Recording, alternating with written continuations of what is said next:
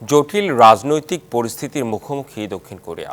সামরিক আইন জারির ঘোষণা ও চাপের মুখে তা প্রত্যাহারের পর প্রেসিডেন্ট ইউন সুক ইয়োলের বিরুদ্ধে অভিশংসনের বিষয়ে ভোট হতে পারে শনিবার।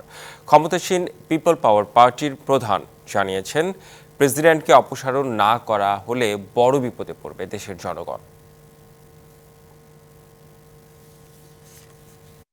গেল মঙ্গলবার রাতে হঠাৎই দক্ষিণ কোরিয়ার সামরিক আইন জারি করেন প্রেসিডেন্ট ইউন সুক ইয়োল।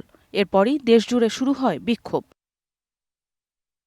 চলমান অস্থিতিশীল পরিস্থিতির কারণে প্রেসিডেন্ট ইউন সুক ইয়োলের প্রতি সমর্থন কমেছে, পড়েছেন অভিশংসনের মুখে। ৬টি দল নিয়ে বিরোধী দলগুলোর একটি জোট বুধবার প্রেসিডেন্টের অভিশংসন চেয়ে প্রস্তাব দিয়েছে পার্লামেন্টে।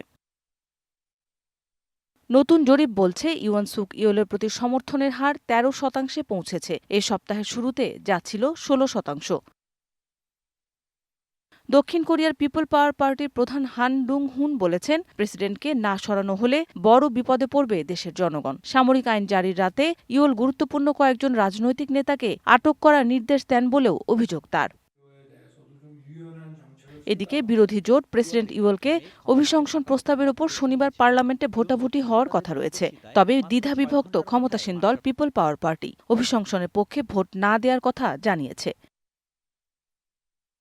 মৌসুমী Shanta, DBC news desk. Regal Emporium honeybird অফারে জিতে নিতে পারেন ইন্দোনেশিয়ার বালিতে স্বপ্নের হানিমুন।